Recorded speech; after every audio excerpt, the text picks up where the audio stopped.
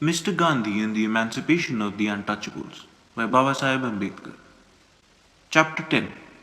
Some questions to the Hindus and their friends. In the midst of this political controversy, one notices that the Hindus are behaving differently towards different communities. The Untouchables are not the only people in India who are demanding political safeguards. Like the Untouchables, the Muslims and the Sikhs have also presented their political demands to the Hindus.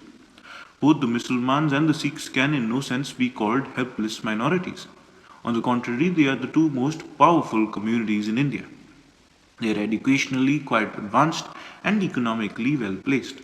By their social standing, they are quite as high as the Hindus. Their organization is a solid structure, and no Hindu will dare to take any liberties with them, much less cause any harm to them. What are the political demands of the Muslims and the Sikhs? It is not possible to set them out here. But the general opinion is that they are very extravagant and the Hindus resent them very much. In contrast with this condition, and the demands of the untouchables are just the opposite to the condition of the Muslims and the Sikhs. They are a weak, helpless, and despised minority. They are at the mercy of all, and there is no few occasion when Hindus, Muslims, and Sikhs combine to oppress them. Of all the minorities, they need the greatest protection and the strongest safeguards. Their demands are of the modest kind, and there is nothing in them of what overassurance which may be said to characterize the demands of the Muslims and the Sikhs. What is the reaction of the Hindus to the demands of the Muslims, the Sikhs, and the Untouchables? Notwithstanding the extravagance of their demands, the Hindus are ever ready to conciliate the Muslims and the Sikhs, particularly the former. They not only want to be correct in their relationship with the Muslims, they are prepared to be considerate and even generous. Mr. Rajagopalachari's political exploits are too fresh to be forgotten.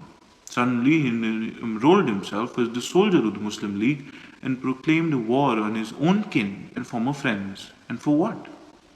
Not for their own failure to grant the reasonable demands of the Muslim, but for the conceding the most extravagant one, namely Pakistan.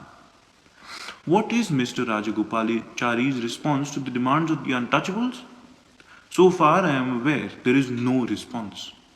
He does not even seem to be aware that there are 60 million untouchables in this country and that they, too, like the Muslims, are demanding political safeguards.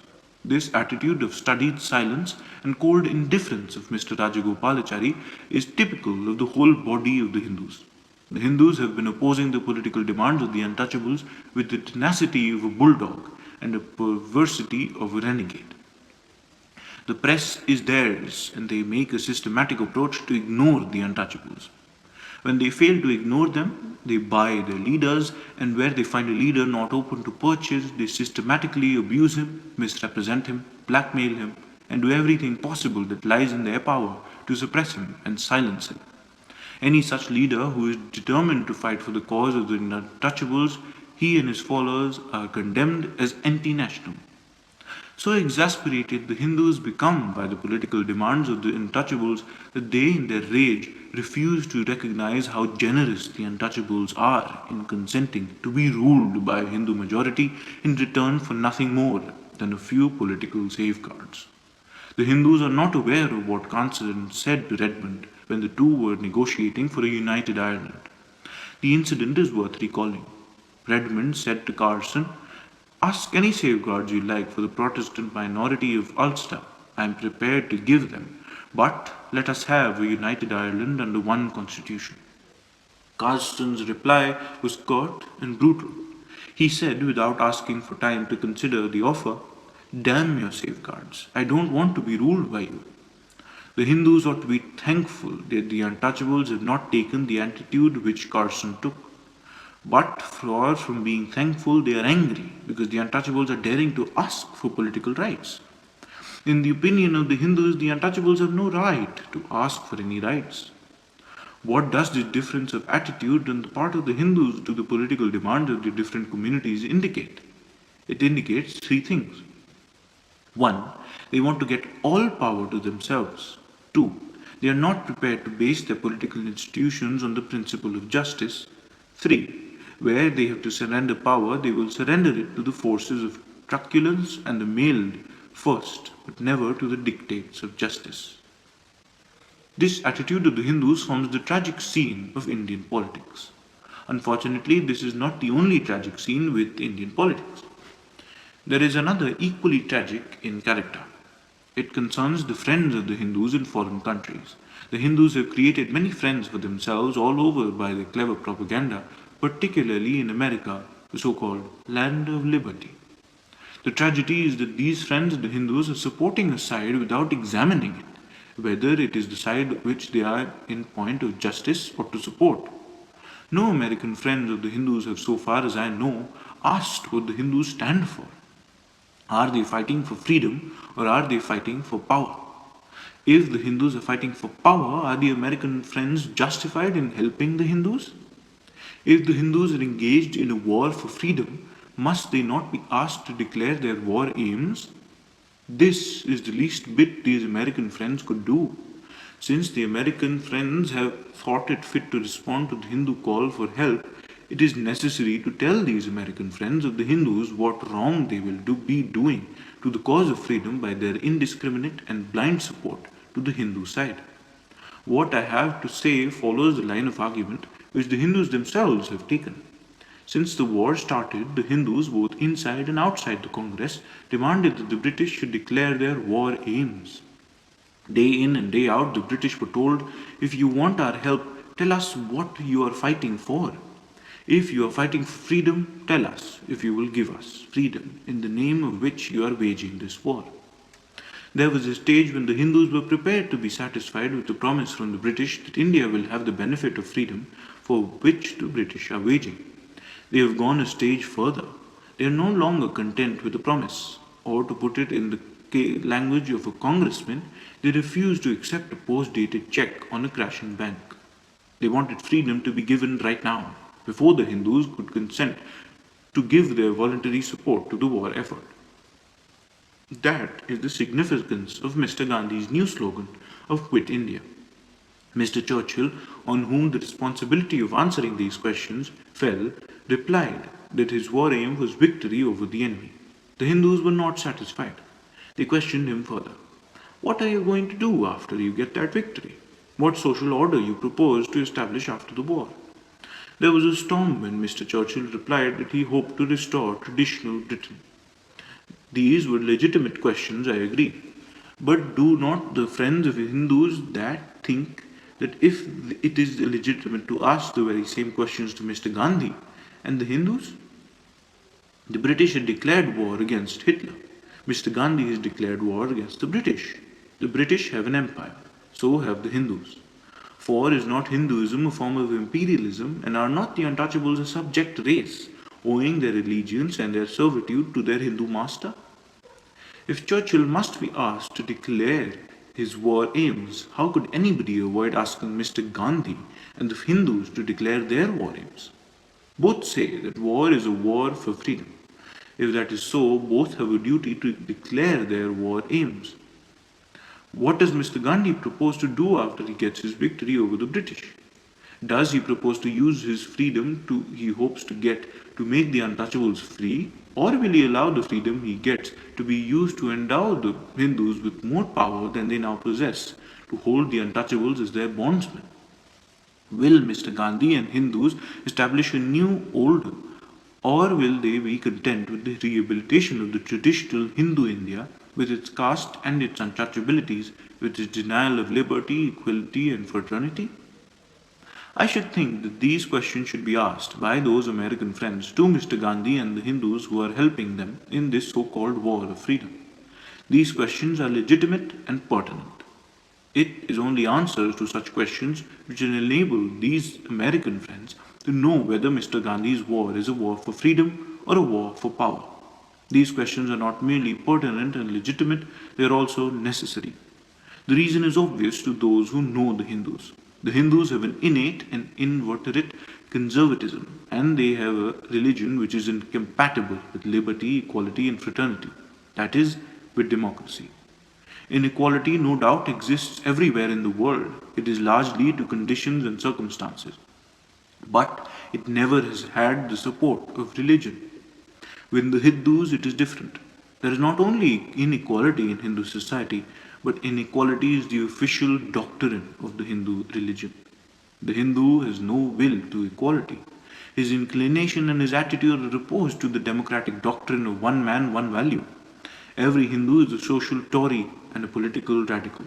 Mr. Gandhi is no exception to this rule.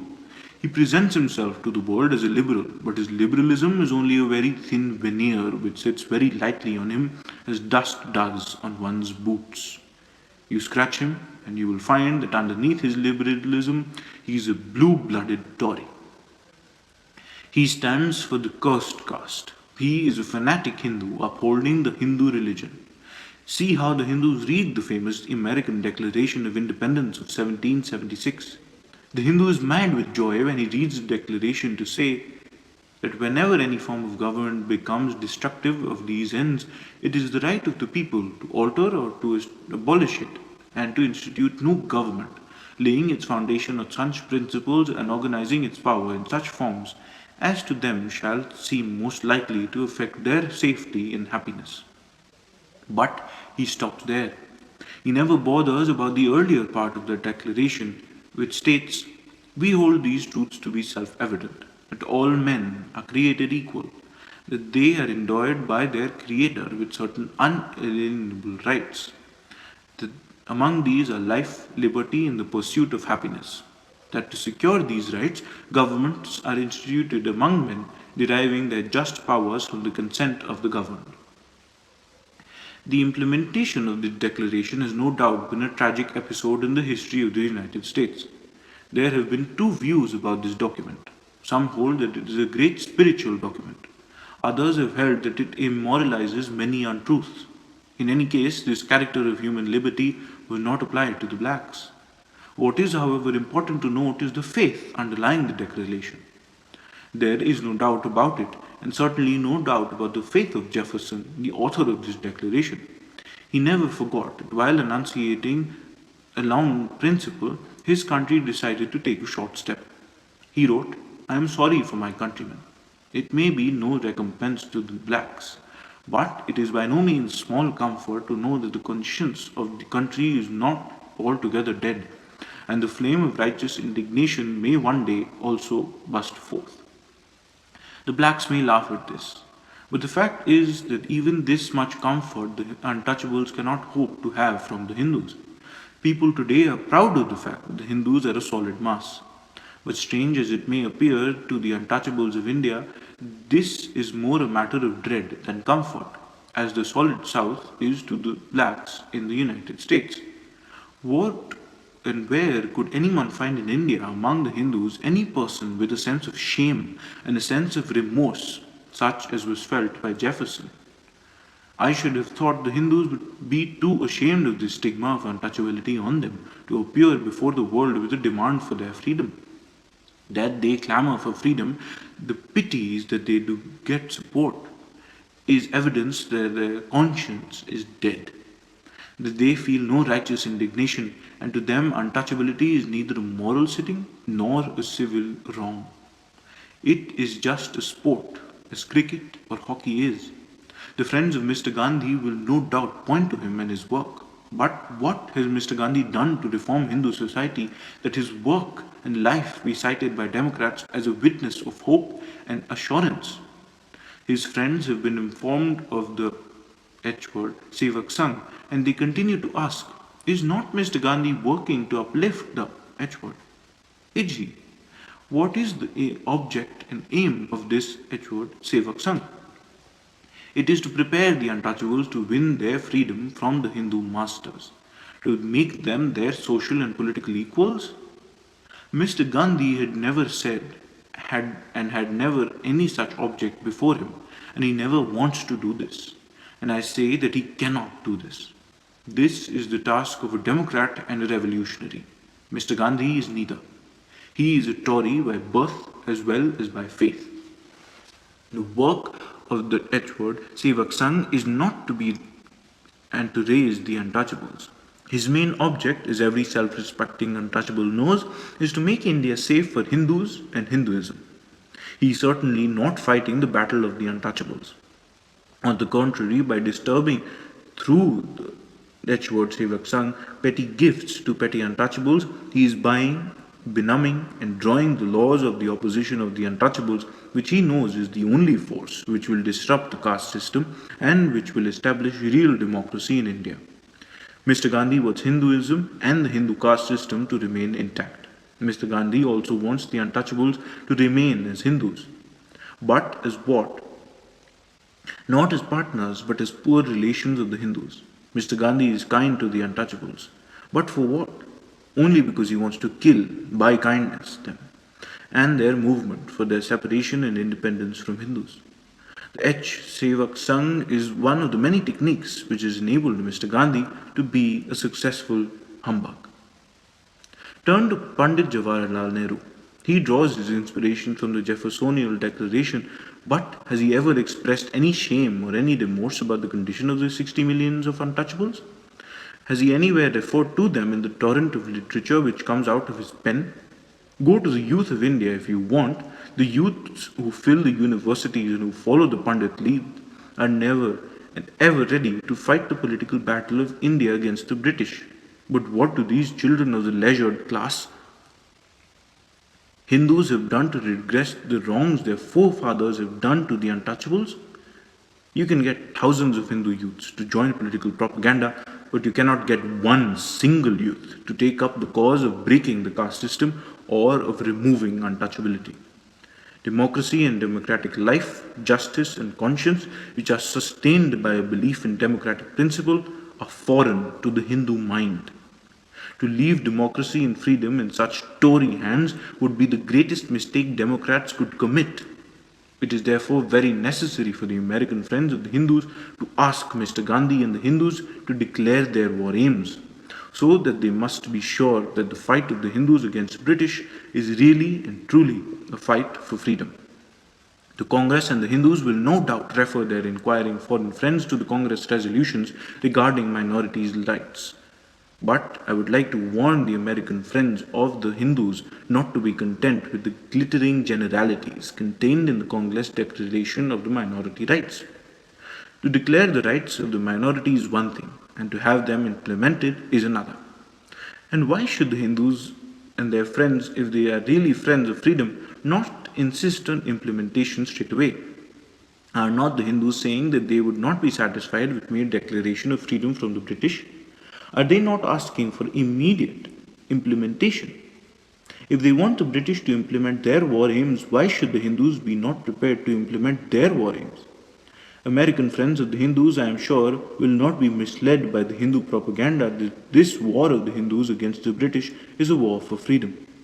Before helping the Hindus, they must themselves get satisfied that the Hindus who are urging that their war against the British is a war for freedom will not turn out to be the enemies of the freedom of millions of Indians like the untouchables.